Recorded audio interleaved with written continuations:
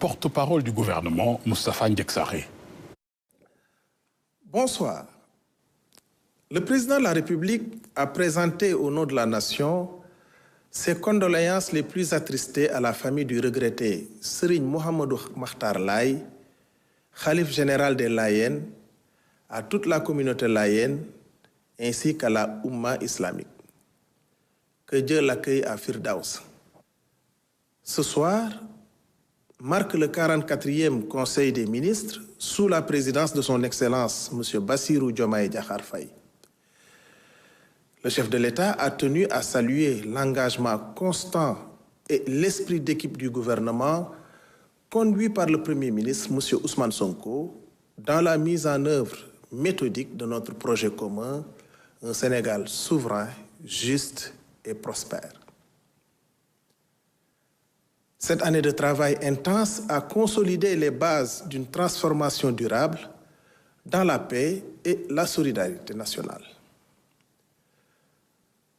Revenant sur la célébration historique du 65e anniversaire de l'indépendance de notre pays, le président de la République a magnifié le succès des festivités.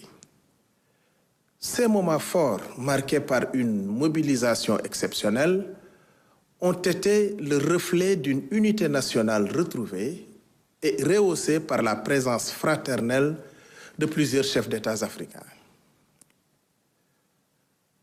Le chef de l'État a adressé ses vives félicitations à nos forces de défense et de sécurité, à notre vaillante jeunesse, aux artistes, ainsi qu'à toutes les forces vives de la nation pour leur contribution exemplaire à cet événement patriotique. Accordant une priorité absolue à la jeunesse et à la citoyenneté, le chef de l'État a ordonné l'accélération du programme national de promotion de la citoyenneté et la réforme du Conseil national de la jeunesse avant le 1er juillet 2025. Il a insisté sur le renforcement du lien armée-nation et de l'instruction civique dans les écoles, sur la multiplication des infrastructures socio-sportives et l'encadrement associatif, et sur une politique de jeunesse innovante, ancrée dans nos valeurs et adaptée aux défis technologiques.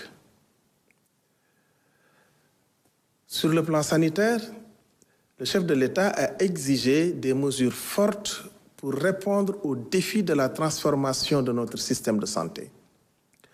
Parmi les priorités fixées, finaliser la réforme hospitalière et moderniser les CHU, lutter contre la vente illicite de médicaments et les pratiques médicales illégales, renforcer l'industrie pharmaceutique locale et la souveraineté vaccinale, optimiser la carte sanitaire et recruter massivement du personnel médical. Par ailleurs, le ministre de la Santé produira un rapport trimestriel sur l'état du système de santé afin d'assurer un suivi rigoureux des progrès réalisés. Dans le domaine spatial et après le lancement réussi de Gaïndé-Sat 1A, le Sénégal entend poursuivre sur cette dynamique d'excellence. Le président de la République a ainsi instruit la finalisation d'une politique spatiale nationale intégrée à la vision Sénégal 2050 en étroite collaboration avec l'Agence sénégalaise d'études spatiales.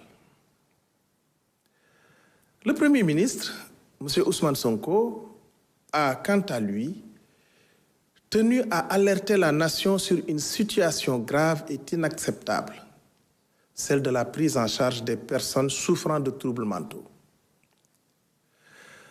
Les récents drames survenus sur nos routes nous rappellent cruellement l'obsolescence de notre cadre juridique, en l'occurrence la loi du 9 juillet 1975, devenue inadaptée aux exigences actuelles de dignité humaine, de sécurité publique et de protection des droits. Pourtant, des efforts ont été engagés. Le plan stratégique de santé mentale 2024-2028 doté de 17,9 milliards de francs CFA, vise un accès universel à des soins de qualité sans stigmatisation. Mais les obstacles persistent. Manque de structures adaptées, errance des malades, financement insuffisant et retard dans les formations de professionnels. Face à ce constat, le Premier ministre donne des instructions claires. Premièrement, les ministres de la Santé, de la Justice et de l'Intérieur devront finaliser, avant le 30 août 2025, la réforme de la loi de 1975. Cette réforme devra notamment humaniser les conditions d'internement, simplifier la prise en charge des malades en errance et renforcer les capacités de structures spécialisées. Deuxièmement, le ministre de la Santé et de l'Action sociale lancera une vaste campagne de sensibilisation pour mobiliser les familles et les communautés, car la santé mentale est l'affaire de tous. Le Premier ministre souligne enfin l'exigence d'une mobilisation sans délai. C'est une question de justice sociale, de sécurité publique et de respect des droits fondamentaux. Je vous remercie de votre attention et vous souhaite une excellente soirée. Voilà pour la lecture du communiqué du Conseil des ministres de ce mercredi